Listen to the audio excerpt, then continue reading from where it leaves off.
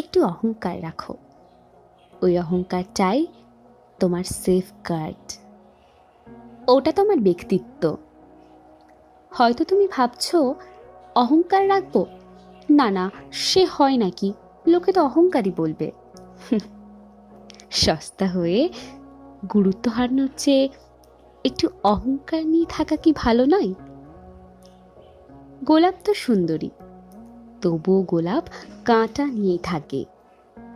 তাই বলে কি তার জনপ্রিয়তা কমেছে? বাঘের হিংস্রতা থাকা সত্ত্বেও সে জাতীয় পশু। হিংস্রতাই তার অহংকার।